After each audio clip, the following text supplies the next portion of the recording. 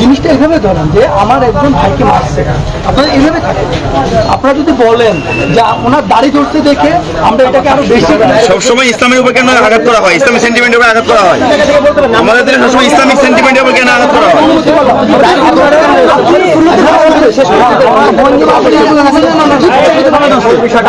আপনার জায়গা থেকে ইসলামের প্রতি বিদ্বেষ কেন? সবকিছু সিকিউরিটি নিয়ে যদি কথা বলি, আমরা আইন শৃঙ্খলা বাহিনী কাজ করছি অনেস্টলি। এই যে ইউনিফর্ম করে কথা বলছি, সত্যি কথা বলছি, কাজ করছি ওনার সিকিউরিটির জন্য, বুঝতে পেরেছেন? এটা তো আমাদের পার্ট থেকে আমরা করছি। আরেকটা সিকিউরিটি হলো আপনাদের পক্ষ থেকে। এটা আপনারা যদি ওনার আশেপাশে সবসময় এভাবে ওনাকে একজন স্বাভাবিক মানুষ উনি যেভাবে বাজারে ব্যবসা করতেন তাকে সেভাবেই চলতে হবে, তাহলেই তার আরেকটা সিকিউরিটি বিষয় হবে। আমার কথা বুঝতে পেরেছেন? ওনার বিপক্ষ মানুষ, আমার কথা শেষ করতে দেন, ওনার বিপক্ষ মানুষ যখন ভয় পাবে তখন ওনার ক্ষতি করার চেষ্টা করবে। আর যে আপনি ক্রাইম করেছে যার কথা বললেন, ওনাকে যেভাবে সম্ভব আমাদের দেশে যতটুকু প্রযুক্তির এখতিয়ার সরকার আমাদেরকে ব্যবহার করার অনুমতি দিয়েছে ততটুকু ব্যবহার করে তাকে যত দ্রুত মানে আমরা উদ্ধার করে নিয়ে আসতে পারবো বা সরকারের আওতায় নিয়ে আসতে পারবো, আমরা সেই দিক দিয়ে যথাসাধ্য চেষ্টা করছি। আমাদের সাথে পুলিশ আছে, তারাও একসাথেই চেষ্টা করছে। আমরা সবাই একসাথে এক লাইনে কাজ করছি। আমার কথা বুঝতে পেরেছেন? আপনাকে একটা জিনিস বলে দিই, আপনাদের সেন্টিমেন্ট, আপনার আমার সেন্টিমেন্ট একই, ইসলামিক সেন্টিমেন্ট, রাইট? জি, আপনিও মুসলিম, আমরা মুসলিম। আপনাদের কাছে একটা জিনিস অনুরোধ করবো, দ্যাট ইজ আমাদের সবচেয়ে বড় রিকোয়ারমেন্ট, ধৈর্য। আপনারা ধৈর্য সহকারে অপেক্ষা করেন, কাইন্ডলি আমাদেরকে সুযোগ দেন। আমাদেরকে কাজ করতে দিলে আপনারা সেই কাজটা দেখে সন্তুষ্ট থাকবেন ইনশাআল্লাহ। আপনাদের জন্য যেরকম ভালো হবে তত দ্রুত আমরা কাজ করতে পারবো, আমাদের জন্য বেটারমেন্ট হবে, আমরা আরো রিল্যাক্সে কাজ করতে পারবো। আমি আপনাদের সেন্টিমেন্টটা বুঝতে পারছি।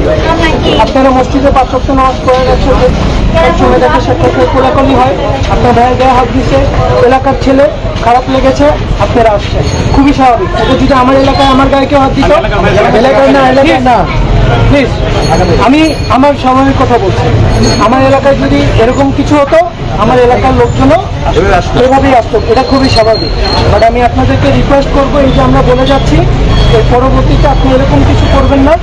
আমরা আপনাদেরকে সাহায্য করতে চাই, আমরা এই কথাটা বারবার চেষ্টা করছি, মানে আপনাকে ক্লিয়ারলি বলে দিতে চাচ্ছি, আমরা আপনাকে সাহায্য করতে চাই, আমরা ক্রাইমের এগেইনস্টে। বাট এখানে একটা বাট আছে, বাট আপনাদের পক্ষ থেকে স্যার যেটা ক্লিয়ারলি বলে দিয়েছেন, তৃতীয় কোনো ব্যক্তিকে ঘটনার সাথে সম্পৃক্ত করা যদি কেউ চেষ্টা করেন বা কেউ যদি হয়ে যায়, সেও কিন্তু ক্রাইমের আওতাভুক্ত হয়ে যাবে। আমার কথা বুঝতে পেরেছেন? তবে আমরা এটা হচ্ছে আমাদের আজকে উলামা একরাম যে মসজিদের ভিতরে যে সিদ্ধান্ত হয়েছে, আপনি যেভাবে বললেন, আমরাও দেখতে পাচ্ছি যে অভ্যুত্থানের আগে এবং পরে আপনারা যেভাবে জনতার পক্ষে কাজ করতেছেন, ইনশাল্লাহ আপনারা আগামীতেও করবেন। আমাদের যে সিদ্ধান্ত 48 ঘন্টা আলটিমেটাম দেওয়া, তো আপনি আমাকে লজিকে একটা কথা বলুন, লজিকে, ঠিক আছে? মনে করেন যে চলে গিয়েছেন 48 ঘন্টায়, সেটা ফোন অন করলেন না, সে 48 ঘন্টার মধ্যে কোনো জায়গায় তার পারিবারিক কারোর সাথে যোগাযোগ করলেন না, সে মানিকগঞ্জে কোনো চেকপোস্টের মধ্যে 48 ঘন্টার মধ্যে আমরা পুলিশ বা যে কোনো চেকপোস্টে সে আসলেন না, তাহলে কি আপনারা আবার আন্দোলনে নামবেন? এটা উলামা একরাম সিদ্ধান্ত নেবে বসে। কেন বসে সিদ্ধান্ত নেবে?